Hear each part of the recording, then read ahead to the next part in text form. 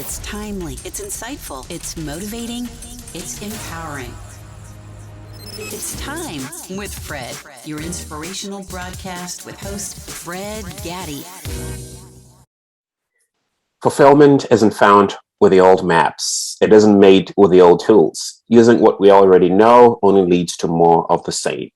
Everything changes when we find something meaningful and mythological. That comes by challenging assumptions and by stepping out of our comfort zones. Hello, and thanks for tuning into another edition of the Time with Fred podcast. This is a podcast that challenges paradigms and mindsets that hold us back. That quote is attributed to my guest today, Mr. Randolph, who joins us from Florida this morning. Dieter describes himself as a third-generation minister. He's a writer, he's a coach, he's an author, he's a teacher, and he's a podcaster. And his mission is to help find meaning and reach fulfillment in life. Dieter, welcome to the Time with Fred podcast today. Well, thank you so much. I'm really, really happy to be here. The pleasure is all mine. So let's jump right into it, right? Way past okay. I have my own understanding of it or interpretations of what I think that means, but talk to us about what that is. Well, I think that in so many different areas of life, whether it's a religious background or a societal thing, whether it's a work environment or a relationship situation, it could be something you got from school. And in fact, for most people, it's an overlap of a lot of those places. There is such great emphasis on, can you just get to the place where you're okay with it? And then, are you functional in your job? Nobody's supposed to be happy in their job. Are you functional?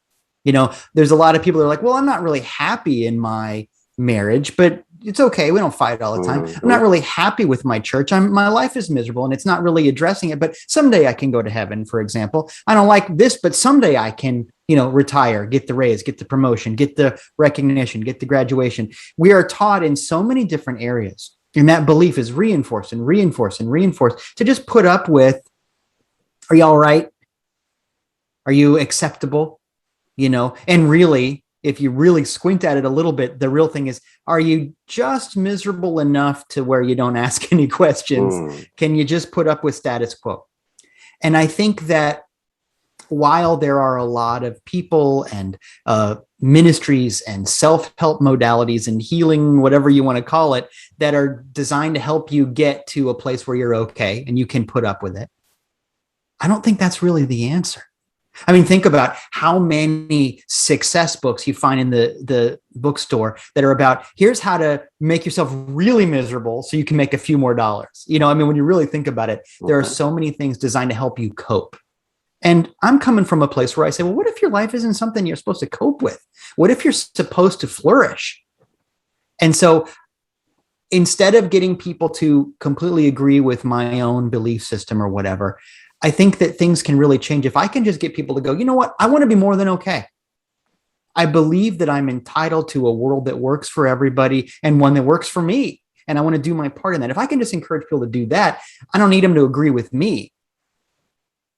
But I think that can change the world. So the way past okay idea is at the cornerstone of everything I do.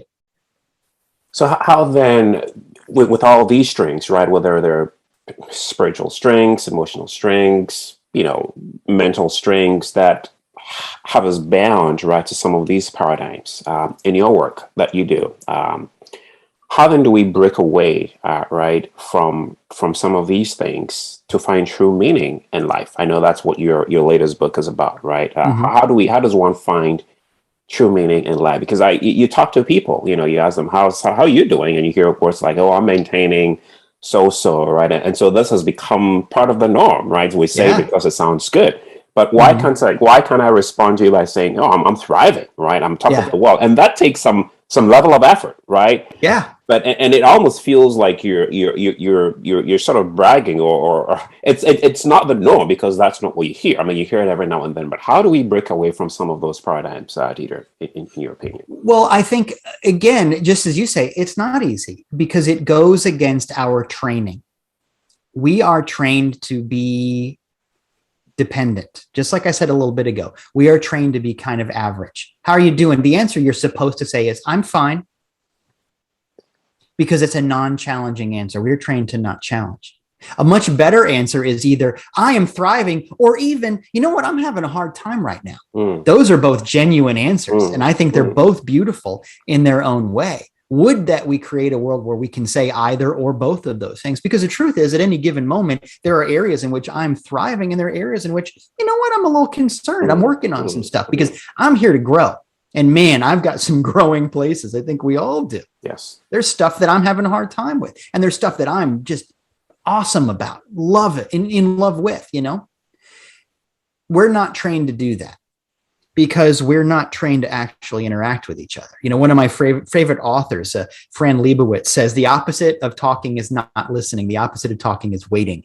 And that's most people. Most people aren't really listening. They're just waiting for their turn. Yes. And we're just not trained for it. So the idea that, okay, well, how do I get there?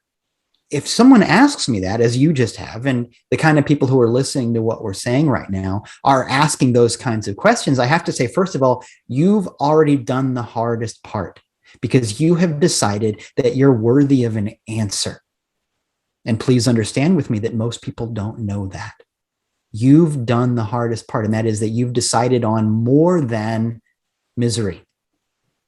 That's pretty great, because that involves the fact that you have honored something true about yourself. You deserve more than misery. People say to me sometimes, because I will say, look, I believe in the inherent goodness of humanity, right? And people say, that's a weird thing to say, considering the fact that you're from the ministry. Aren't you supposed to believe in original sin and all that? And what I would say about that kind of a concept is two things. First of all, if I were a carpenter, you would judge me by the quality of my work. If I make a bad cabinet, then I'm a bad carpenter. But if I make a good cabinet, it says something about who I am. Well, if you believe that God, for example, is good, then how do you justify the idea that God makes things that are flawed? Doesn't add up. But more than that, on a personal level, I can say, look, you know that you are good because bad stuff hurts. The fact that misery feels miserable says something about what you're made out of, because if you were made out of misery, then misery would feel just about right, because you'd have something in common with it. But the fact that miserable stuff hurts means that's not what you're made out of. There's a disconnect there, and you feel that friction. Well, that's a good sign. In the heart of someone who's grieving or feeling bad about themselves is the seed of something great, because, wait a minute, this doesn't feel right. Think about that. That's really, really powerful. So I would say the first step is to acknowledge that, you know what, I want this to be better. I want to find some meaning. But beyond that, the way that we do it, boy, this is a long answer to a very straightforward question, but the way we do it is to find things that give you meaning. It doesn't have to be a big thing. Not everybody has to cure cancer or write a novel or, you know, go feed the homeless. Those are all beautiful things. Investigate your role in all of that. But that doesn't have to be what you're called here to do. Start where you start. Because look, I don't know how this is supposed to end, this journey of your life. I don't know what the big deal goal is, and neither do you. You don't have what you need to get to the finish line, but nothing ever ends, really. You have what you need to start. So where you are right now, there is something that you do that when you do it, you lose track of time. It doesn't have to be a big thing. There's something that you do, whether it's, you know, when my favorite song comes on, I can dance to that and I don't care who's watching. Or I go out in the garage and I try to paint a painting, or in the middle of the night, after all of my other responsibilities are handled, I try to write that book. Or I bake these chocolate chip cookies that are just crazy and nobody knows why they're so good. Doesn't matter what it is. But there's something you do that when you do it, it doesn't matter if anybody understands. It doesn't matter if you make money doing it. It doesn't matter what time it is. When you're in love with somebody, you'll stand out in the rain, you know, that kind of thing. There's something you do that you know it's right, just like you know when you know you're in love, just like you know you're alive. Give yourself to that, even if it seems like a silly thing. And what will happen is you will rewire your brain and your heart to find more and more of those moments. And all of a sudden, those big things that seemed out of reach, like curing cancer, like world peace, like whatever it is, speaking truth to power, will become more and more within your realm of possibility. But like I said, start where you start. Here's what often trips us That was good, by the way, Dieter. Here's what often trips us. So I'm called to bake that cookie, right? Or I love baking, and then one day I burn it, or I put too much sugar, and it turns out disastrous, and I get a native comment, and that kills me. Or here's someone that I love, that I've given my life to, that I think is it, right? My knight in shining armor, or queen of whatever, Uh-huh. until that person does something to hurt me, and then Sure. I'm not going to love again. Or here is what I'm called to do. I'm called to be an athlete, and I'm training, and I sprain my ankle, and I get hurt. I'm like, oh gosh, this must not be what I'm called to do. And all of these things, whatever those, I don't call them failures, but whatever those setbacks are, right? We're all going to run into them, right? The fact that you're called to be an author, I've read so many stories about authors who were rejected so many times, but they didn't stop. Sure. What often trips a lot of folks, myself included, is that we try to do something, or we think we're called to do something, but it doesn't take off the way we want to. Or we try one time and we fail, we run into obstacles, and we put a nail in the coffin, so to speak, leader, and we're like, that's it. I knew what I wasn't called to do that. Right. I knew I wasn't good enough. And unfortunately, that's where a lot of people get stuck, right? But that persistence, or that ability to build resilience and to keep going in spite of those failures, is what this whole podcast is about, right? Challenging those paradigms and mindsets. How then does one, in spite of what they're called to do, they love it, they know they're called to do, and they run into one piece of obstacle or setback, and like, I'm done, and they quit right there? Well, I think that it's really important to remember that you are not here to deal with the byproducts. You are not in the feedback department. That's not what you're here for. You are here to be in the moment of creation. And like I said, I'm not judging what the creation is, whether it's a Rembrandt painting or a chocolate chip cookie. Doesn't matter. You're here to be in the creative moment. The feedback, the payoff, positive or negative, is absolutely secondary. And the moment you start thinking about what's going to happen as a result, you've taken yourself out of the moment of creation and into an ego moment. And that short circuits the process. This is why you can be a great artist, but if you start thinking about what your critical reviews are going to be, or how much you can sell that piece of art for, the art goes away.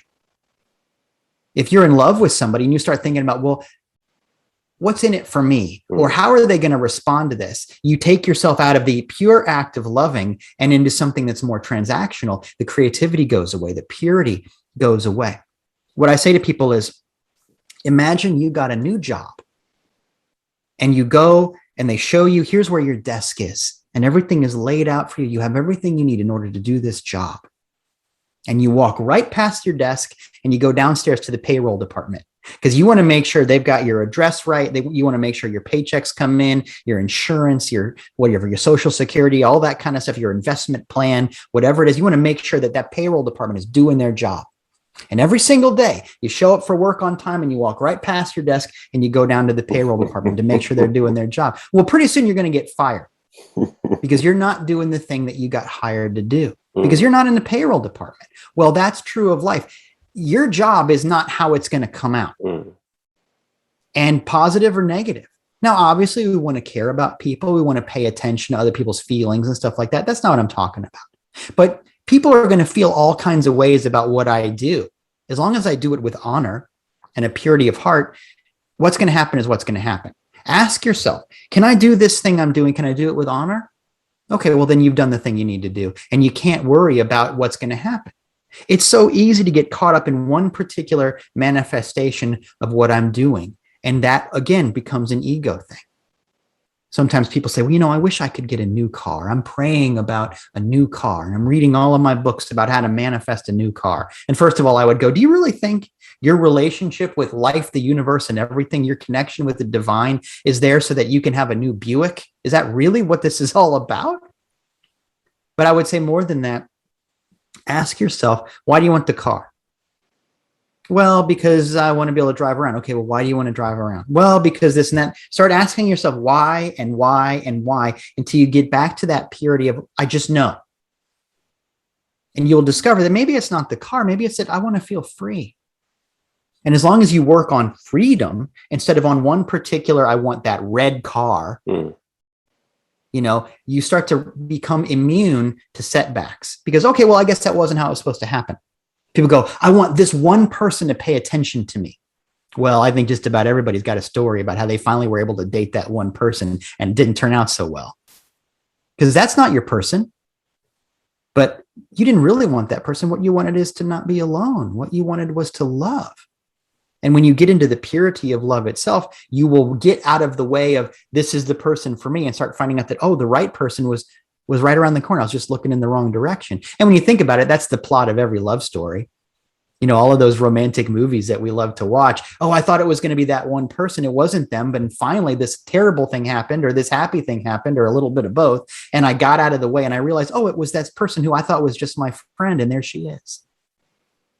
Well, everything's like that. You're not in the payroll department. You're not in the feedback department. You're not in the results department. You're in the cause department. So get in the place where you can be just in touch with cause. It doesn't matter if I'm a great basketball player. I just want to throw the ball. That's all I want to do. Doesn't matter if I'm world renowned. I have to paint. Whatever it is. Find that thing about you. And it won't matter how people take it. I love it. That is so good. That is so good, Dieter. And then you also have layered on top of all that is is a people piece, right?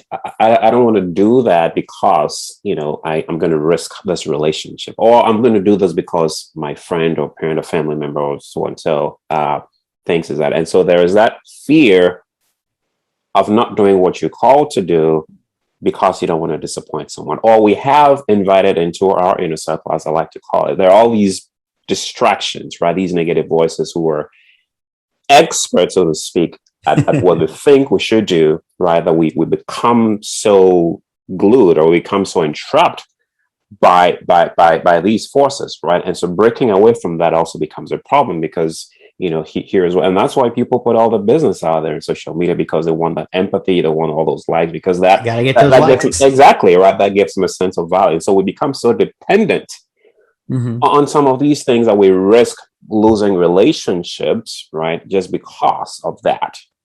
And that's a social problem. It's I almost want to call it an existential problem, really. Because, for sure. Right. It absolutely is, because we attribute so much of our identity to other people's validation, to the things that we do. One of the things that I say when I work with people who are in a period of unknown is, where do you get your you from? In other words, where do you get your sense of identity from? I've worked with people that identify with their jobs, for example, because we're kind of taught to. But what happens when you get fired, or what happens if you win the lottery, or you get a promotion even? I've had people in my life who became really, really sad because they retired. I identify with my job and now the job is gone. Who am I? I identify with my car and now the car is gone because it got stolen or whatever. And now I don't know who I am. That is an existential death. And it is grieving, just like a grieving of an actual death. People don't know what to do. We are so taught to live on validation and to be acceptable to other people, to the point where, just as you say, there's so much pressure to uphold the status quo. But you think about how many heroes, once again, spiritual and religious heroes, business heroes, innovators, artists, rebels, people that set people free, are the people who say, you know what, I don't care what other people think. This has got to happen. Or this other thing has got to stop happening. That is every hero, every innovator, every good person you ever heard of. And it's you in your best moments. So it's so funny that we're not taught for that. We're taught to just kind of hold still and be validated. When I do weddings, when I go to weddings, it's very common that there's a part in the wedding where people read from Corinthians. It's the thing that everybody's heard, love is patient, love is kind, love endures all things. And people here have heard that many, many times. It's in a lot of movies when you see a wedding in a movie, because it's a beautiful part of scripture. But if you don't really know that passage, it sounds like a recipe to be codependent, because, okay, I guess I'm supposed to just endure everything you do. And there's lots of relationships where one person says to the other, if you loved me more, you'd put up with my toxic behavior. That ain't love. Because there's a line in there that people often miss, because it's towards the end of that passage. And by then people are thinking about what flavor the cake is going to be at the wedding reception. And that sentence is, Love does not rejoice in wrongdoing, but rather love rejoices with the truth. In other words, if you love me, you're going to tell me the truth, and you're going to insist upon my truth. You see, that's what we owe each other. We don't owe each other a fabrication of who we are. I don't owe you the ability to fit between your ears. I don't owe you the ability to fit within your conception of the world and what's okay with your ego. I owe you my truth. And my truth might be challenging. But like I said before, can I do this thing with honor? Well, that might mean being really honest about who I am. And that might be challenging. But love is challenge. Love is truth. So ask yourself, you know what? If my relationship with this person is going to be shattered by me being who I am, then I have been lying to them. And what I owe you is my honesty, my profound soul honesty. Otherwise, they don't even know who I am. And that's not fair. And it's not the other person, even though it seems like, oh, they're judging me. Well, they don't even know who you are because you haven't been honest with them. It's not their fault. They're being authentic.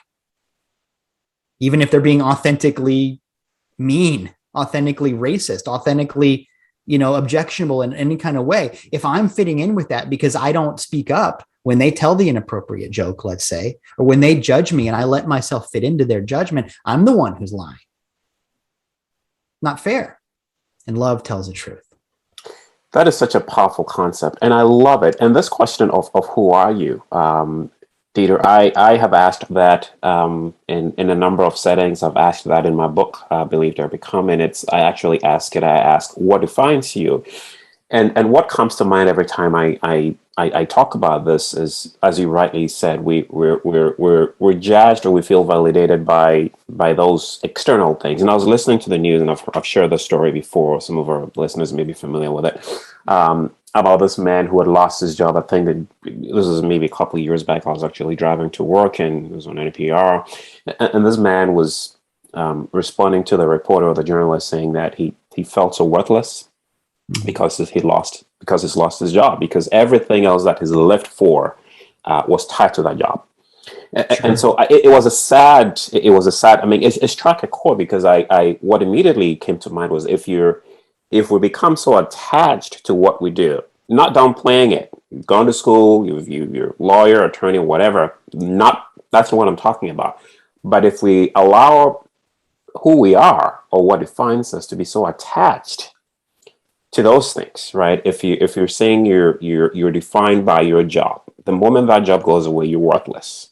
Yeah. If you're defined by the house that you live in, right? Your beautiful house. I mean, with all these floods and fires, and I've heard so many horror stories. If life happens and that house is gone, you're worthless. Yeah. If you're defined by all those external things that, gosh, we become so attached to because we live in the world, right? The moment those things are gone, we're worthless, which is sad. And I make the argument that who you are should be your purpose in life, right? So regardless of whether I have that car or not, regardless of whether I have that house, I'm not wishing that we lose any of those things. I understand that. But if we can change that paradigm and start defining ourselves based on our purpose rather than what we do, I think that's going to solve a lot of the problem. And you hear things, people ask, first, what do you do? And, people always respond based on their career, right? Yeah. It becomes so conditioned to that. And I think that's a very powerful point. And it speaks to what you're talking about. How then do we start changing that thought process, right? By defining ourselves, not based on what I do, but based on who I am. Yeah. And that is the beautiful beginning of some really important relationships. Ask yourself, what's really true about you? Really, is that my identity, that I'm a plumber or a doctor or a mechanic or whatever it is? That's the truth about me? Nothing wrong with having a job. I think there's honor in work, but it can't tell you who you are any more than the clothes you're wearing or the zip code that you live in or whatever it is. That can't tell you who you are. There is some internal part of yourself. And we're using big words like calling, and those words are very sacred to me. But that might be hard for some people to hear because maybe I don't know what that means. So let me say this. Define yourself not by what you have, but by what remains. Because I think every single person listening has some story about how they identified themselves with something, and yet something happened, whether it was a good thing like a promotion or a bad thing like a hurricane.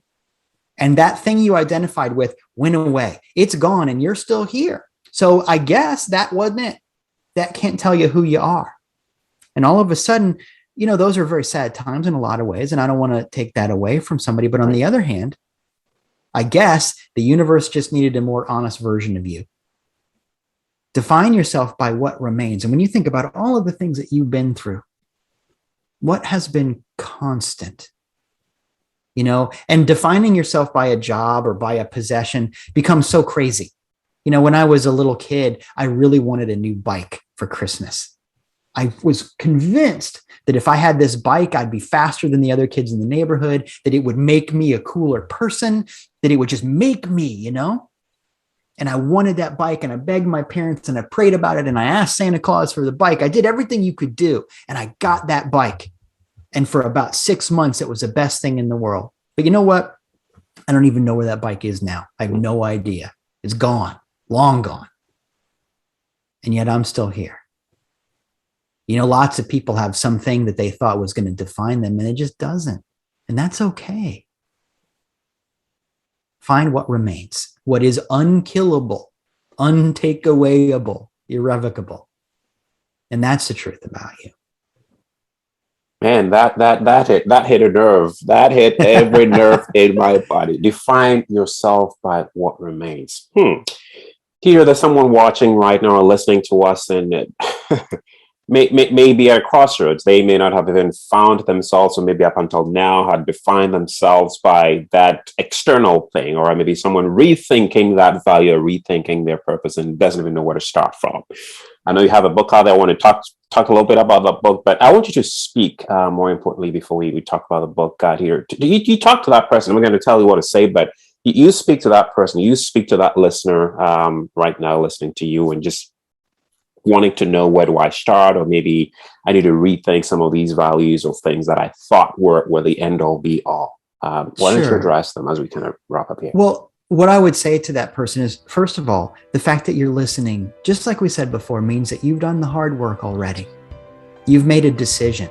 You are at the beginning of something really important. And so what I want you to do is get to a place where you can be grateful for, even if things don't feel very good right now, even if the path to get to this moment has been bumpy and has incredible curves and has taken you just forever to get here, here you are.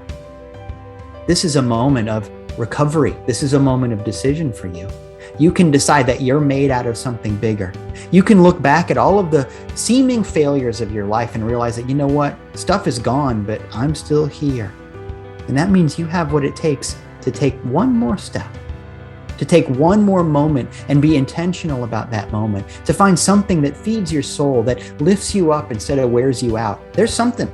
Give yourself to that something, big or small. And you will find that you can start to gain momentum. You are worth recovery. You are worth healing. You are worth growth. And in fact, the world needs you. So be about it and go find some help, because there are people cheering you on. And lastly, dear, where can they find your book? Okay. The best place to find me is if you go to my website, Way Past OK. That's WAYPASTOKAY, waypastok.com. There's links to all of the books that I've written and my blog and recordings of my talks and just all kinds of great stuff. I'm also at Way Past OK on Instagram and Twitter. The best way to define yourself is by what remains. And if there's anything that stuck with me, with everything else, that's the one that I'm not going to forget today. I'm going to be thinking about it a lot. What remains after that? And to your listeners, what remains? What is that one thing that cannot be taken away after everything else is gone? Even after you're gone, what is the legacy that people are going to remember you for? That's it. Peter, thank you so much for coming on the podcast and challenging our paradigms here, challenging some of our mindsets to think beyond some of those external things. And to you, our listeners, we hope that you're finding some value out of this. Definitely check out Peter's website, waypastok.com. Check out his book. And if this podcast has been impactful to you at all, we ask that you leave us a review on iTunes. That definitely helps. Share it with someone. Maybe someone needs to listen to this, and this may be what they need to hear to help their lives, to help them or to change their lives. And again, Thank you again for coming, leader, and to you, our listeners. Thank you for tuning in. Until next time, stay well.